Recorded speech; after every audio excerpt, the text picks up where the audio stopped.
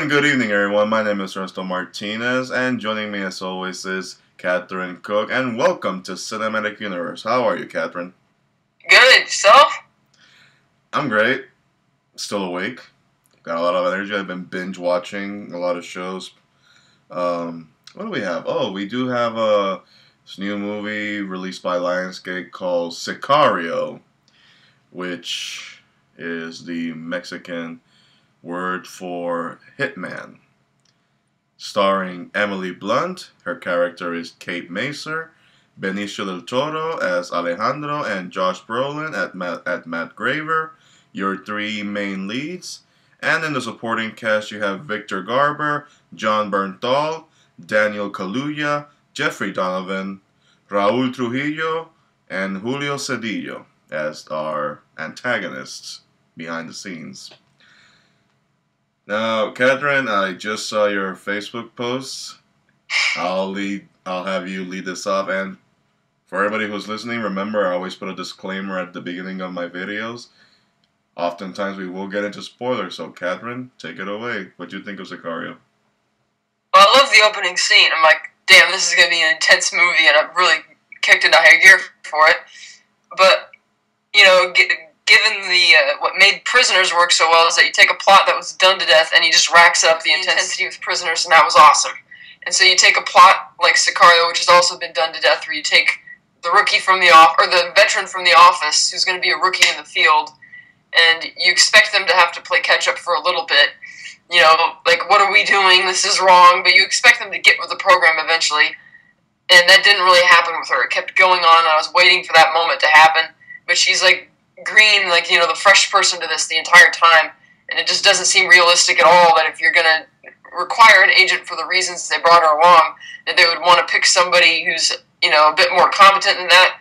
And given the intensity of the subject matter, if you're going to go there, then come on, go there. Bring us a character who's, you know, going to, you know, not freak out every 5 minutes that something's happening. So much. She's kind of standing on the sidelines. You expect there to be a twist of some kind, especially given the text at the beginning of the film, which explains the other origin of the word Sicario.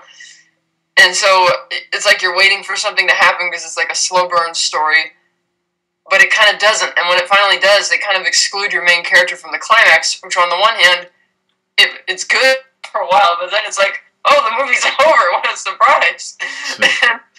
Yeah. But then on the other hand, it still feels wrong not to have your main character be a part of that, and it's like, she didn't seem very realistic at all. If you're going to take an agent on that type of, you know, mission, you're not going to ask somebody who's that green, if you will, to do that. You're going to want to find something, and I get they do that because they, you know, want the character to be more relatable and accessible to the audience who probably isn't used to this type of intense violence and stuff. But given how relevant this storyline is with what's going on today on the border, it's like, come on, if you're going to go there, then really go there. Don't keep us in the dark the entire time like those other two. And try and pass that off as like, oh, this is a creepy, you don't know what's going on type of thing. But the pros that this movie had and why I gave it a bit higher rating on Facebook was cinematography was awesome. Roger Deakins never disappoints. He's like the best in the business right now. Especially the sequences where they're raiding, like, the tunnel, raiding the home in the beginning, even the transport when they're transporting across the border, even the interrogation scene when Del Toro's in with that guy that they brought across, and you're like, what's he gonna do? What's he gonna do? And it's like, those little short type of intense moments, but on the whole, it's like, I thought they were holding back way too much, you know?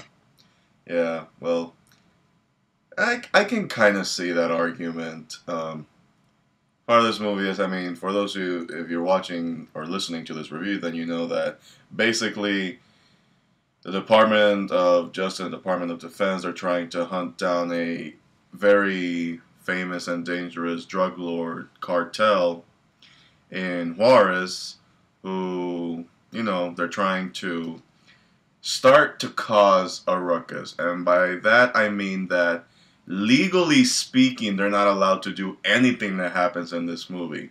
But, as it is, unfortunately, the world that we live today, and I'm not saying that this has been confirmed by anybody in a legal situation or that I've watched the news at some point to know that this is true, but I wouldn't be surprised if, our nation or anybody outside in you know, up there in Congress or the Senate, the government, the White House, say, you know what, it's time for us to go back to the ways of the Old West and start, handling the situation. Here we have a movie where basically Josh Brolin's character, Benicio del Toro's character, and Emily Blunt's along for the ride after she is recruited and volunteers to join in. They say, well, we can't exactly get to this person going by the law, so what we're going to do is that we're going to piss off the little fish, have him squirm, and then attract the big fish. And there's going to be a lot of collateral damage, and holy shit, there is a lot of collateral damage. A lot of collateral damage that I am expecting to happen. I don't know how it's going to happen. And when it does happen, I'm like, oh shit, I did not see that coming. Well, I saw that coming, but not that way.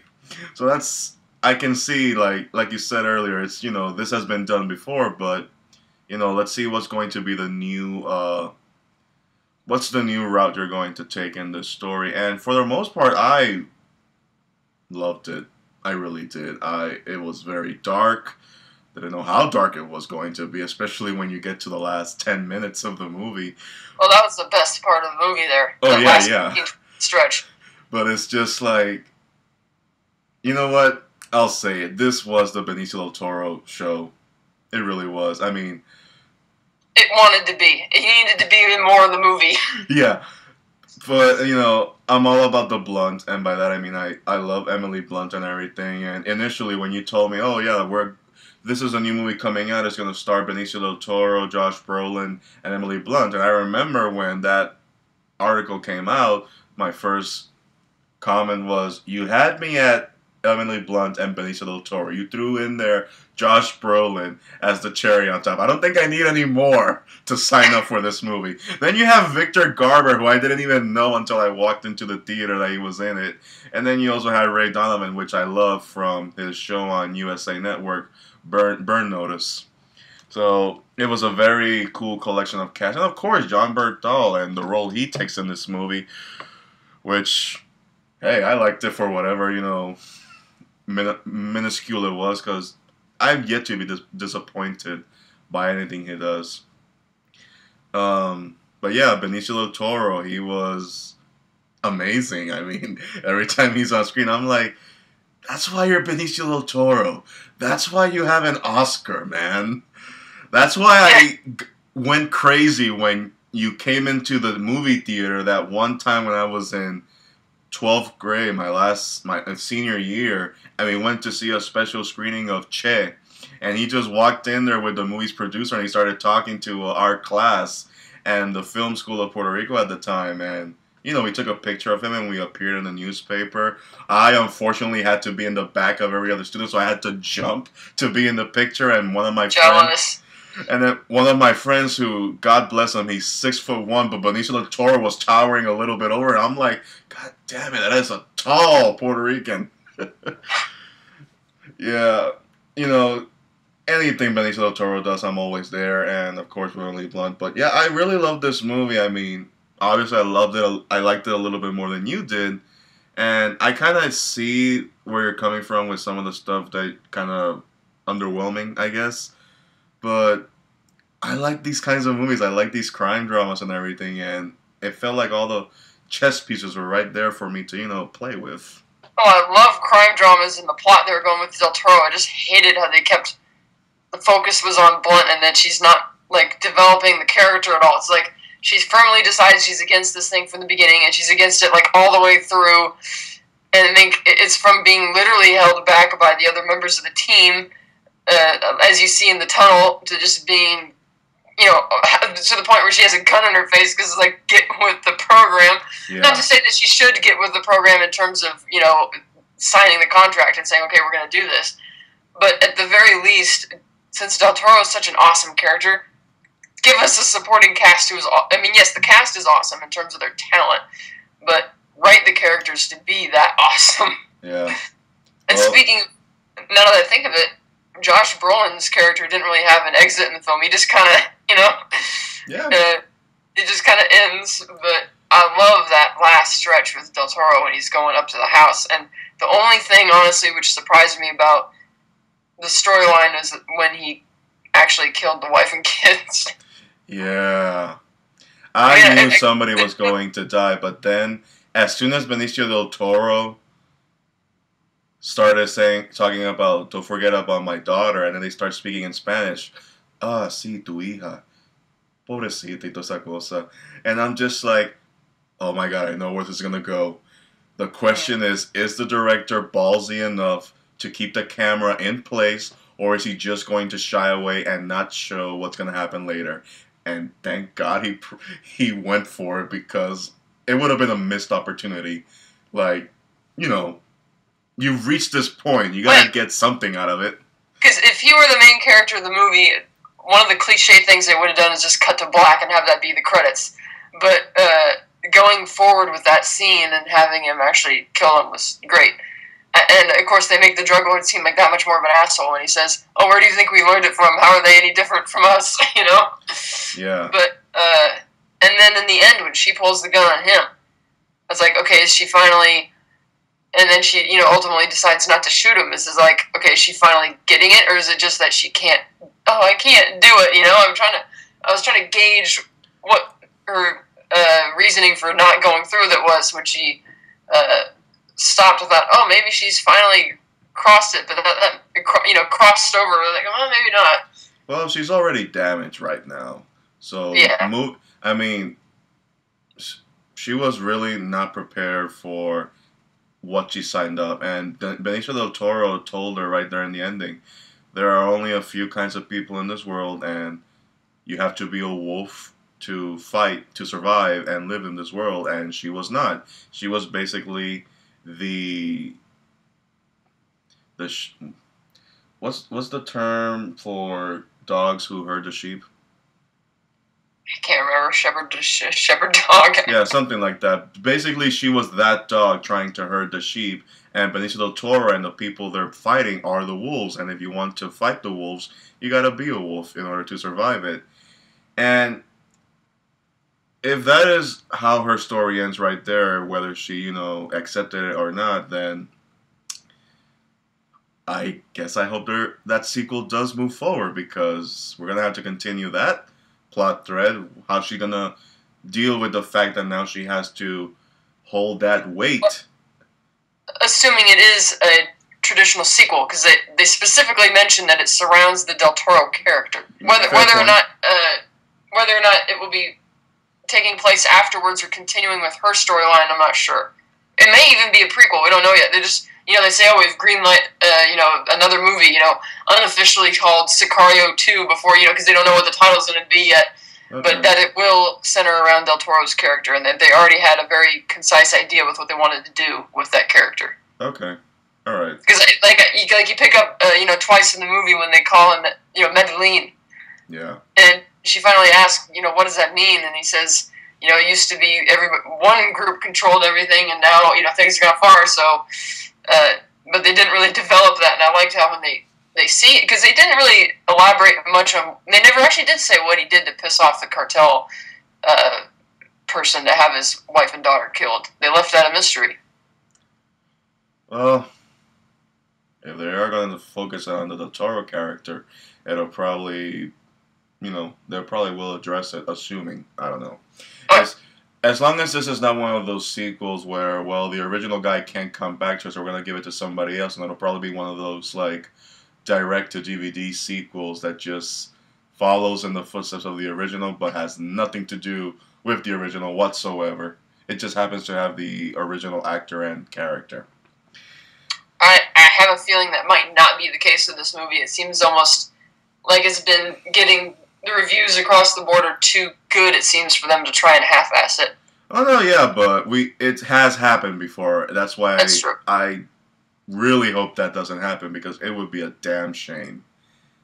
I will say this about the Blunt character. I actually kind of expected she was going to die in this movie. Yeah, that's another thing. I mean, she was asking for it. Yeah, when you open the movie with that type of revelation, like, oh, the bodies are on the wall, like, what the hell's going on here? This that crazy, then you kind of expect that same crazy movie, and that didn't really happen. Yeah, I almost expected her to end up inside the wall at the end of the movie. It's like, holy shit, they actually went through with it. And then I also expected her to take more action because they're constantly getting in her face, and she's upset because her boss won't listen to her. Her partner just wants to have them walk off the job, and she can always being sidelined by Josh Brolin and Del Toro. So I was expecting that there has to be a moment for this character. Something has to happen with her if you're gonna make us be stuck on a leash with her the entire time. Then she has to have some type of payoff, and it didn't really happen. Yeah, I see that. But I loved the cinematography, though. Oh no, yeah, the movie was gorgeous, especially in the tunnel scene. Once Del Toro pulls out his knife and starts walking step by step by step, and the camera's just fixated on the shadow of the knife, I'm like, wow. Yeah. I'm jealous. Because I don't think I'd ever would have even attempted to make a shot like that, or even imagine one as perfect as that shot was. Yeah, the intensity, man. I mean, those quiet scenes are the most intense. Like when he's in the interrogation and he has the water jug, and it's like, what's he gonna do? And he's like, and then it just cuts away. Yeah, as soon as he got like super, super, super close to that the guy that they took from Juarez, I'm like, holy shit's about to go down. I don't think we're gonna see it, but shit's about to go down.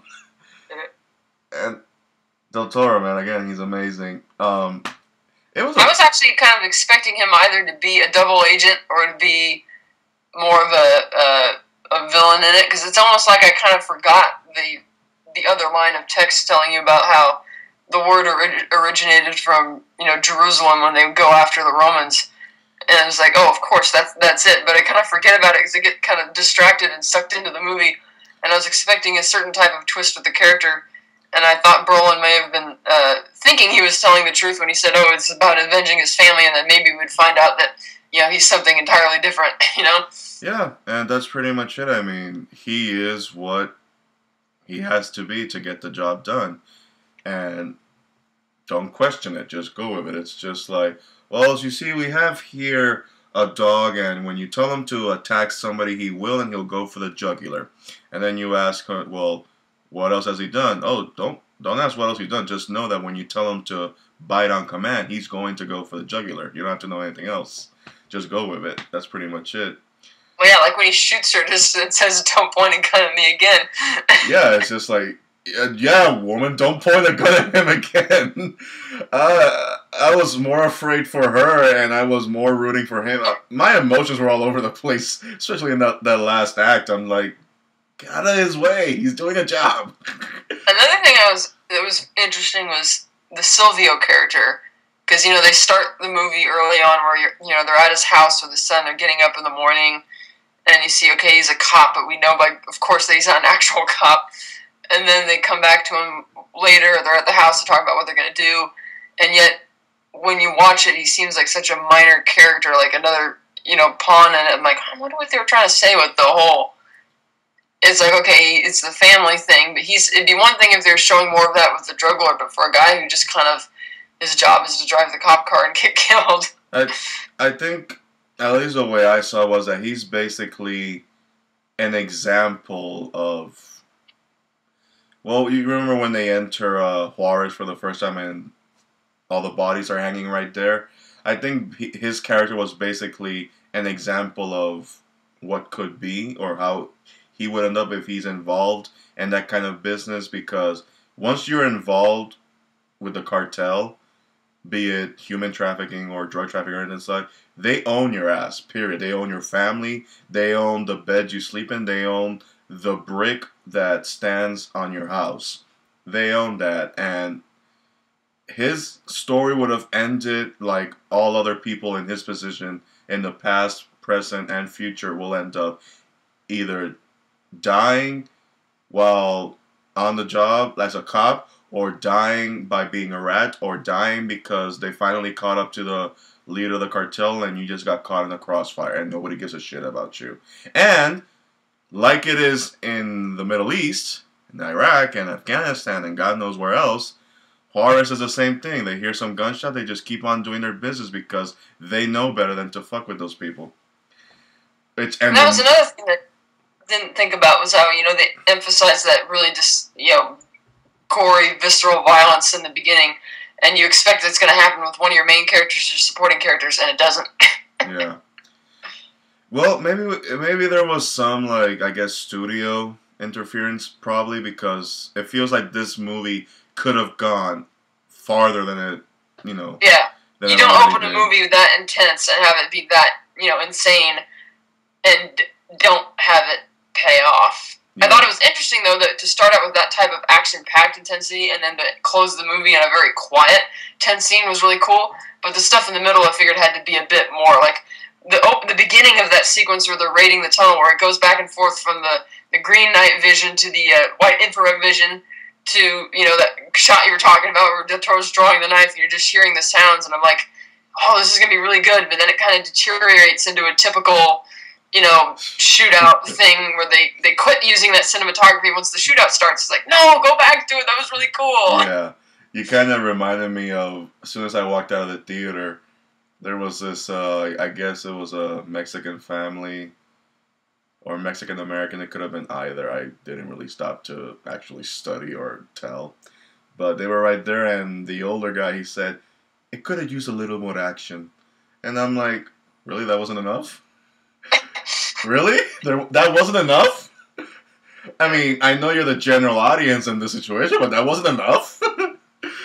It kind of reminded me of when the Ryan Gosling movie that came out in 2011, Drive. When that came out and that woman started suing the movie company because she thought it was going to be like Fast and the Furious, but it was because it was false advertisement. The way they marketed the movie was going to be like intense with a lot of car actions, and it wasn't. I'm like, huh, okay. Well, that person thinks they needed more action. Okay. I mean, it really did it. It just caught my eye first. When somebody says something like that, I'm like, there was enough. This wasn't the kind of movie that you would see in a Michael Bay doing. No. Wait, you see, this is also the type of movie where virtually every other movie with this subject matter, even TV shows, you always have the characters talking about how sinister the cartels are and how, oh, you don't know what you're in for and all that. And it's like, that's why with this director, I was, I figured, okay, let's not have the people give those cliche conversations anymore. They keep talking about how sinister it is, but you never really get to see it because they're only ever doing a couple raids. You're not really getting into their world. Yeah. Let's jump into their world for a change, and that hasn't yet happened in these type of films. So we need it from their point of view? Their point of view? So, yeah, okay. It's like, I just want to see, it's like, and I don't mean jump into that in terms of making it violent and gory type of thing. I meant that, like, instead of having all your characters be on the outside, let's see something from the inside. Because always from these type of movies, it's like they're looking for somebody in the organization and they're hunting down, like, cat and mouse game. But rarely do you get to see it from the other side. Those characters, you kind of meet them as your your cops or your hero characters, discover them as, kind of like with Silvio. Yeah. It was unique to have those couple scenes of them as his family, but you didn't get that vibe with the drug lord or anybody else. You kind of discover them at the last minute during like a police action rather than, they always talk about how life is with the cartels when they're lecturing the cops, but you never really get to see it. Yeah. I do have one nitpick for this movie, and it's very, like, stupid when I think about it, really. But that part where the kid brings the breakfast for his father, Silvio, and, he's, he wants to spend time with his dad. That's fine. I understand that. But the moment where they're sitting down next to each other and he's waiting for his father to get ready so that they can go play soccer, the kid's looking at the father's rifle, which I question why he would leave it there in the open in the first place. But given the situation where he lives and works, fuck it all. But the kid just literally just leans forward and wants to touch the gun. The father has to tell him, no, you never touch that. That is dangerous. I'm like, did I really just see that? Maybe he's quietly regretting his career choice. No, yeah, but it's just like, Do you not? Does this kid not know where he lives? Why the fuck would he start messing in front of his father? No less. I'm just that kind. Like, it's just that one of those little moments where I'm like, Right. I think this kid had a little brain dead situation because even in my on my worst day, I would never just lean forward and touch on a rifle that I shouldn't even be messing with in the first place. That's the one little thing that this movie kind of just like, huh? Okay, you're gonna do that? Yeah, Okay, he fine. was too old to be making that type of mental mistake. Exactly. He's way too old to do that kind of mistake. But I guess when you don't have your father involved in your life enough, I guess, psychologically speaking, there it is. I mean, I work in child safety, so I should be able to spot these things. I mean, I saw all the unsafe stuff happening in this movie, but there's still kind of, well, you can't remove the kids from the home because they still live in a very safe environment, even if the father is a drug cartel. But yeah, I mean, I recommend this movie. Go see it as quick as you can before it leaves theaters. It's a movie that really needs to be seen in the theater, whether you liked it for what it is or whether you don't think it doesn't have enough action. It's got a great cast. It's got Benicio del Toro, and it has Emily Blunt, and it has Josh Brolin. You can't say no to three leads like that. You have to see it. Any final thoughts? Roger Deakins. For the film enthusiast, Roger Deakins. Of course. Yeah. I can't wait to see what. Supposedly, Denis Villeneuve is tagged for Blade Runner 2 next, assuming it doesn't get delayed any further, because they're supposed to start shooting the middle of next year. So we'll see if he follows through on that or if he jumps onto another project, because I'm still eagerly following this guy. I don't know, yeah, after Prisoners, I'm definitely going to stay on this guy's radar. I would... What did you give it, a 3.7 out of 5? Yeah. Yeah. I'd give it a... It's going to be in my top 10 easily, so I'm going to safely give it a 4 out of 5. Just being fair right there, 4 out of 5. It may change to a 4.5 out of 5 if I see it again, if I enjoy it more or stuff like that. But I may put a higher rating too later on if I see it again. Yeah, as it stands, that's a good place where I can put it, 4 out of 5. Highly recommend it if you like Emily Blunt. If you like Edge of Tomorrow, go for it. Well, Kat, thanks for joining me and reviewing Sicario. Thanks for listening, everybody. You can find me on Twitter at MartinXXYZ, and you can find me on Movie Pilot Cinematic Universe. Thank you all for listening. Bye-bye.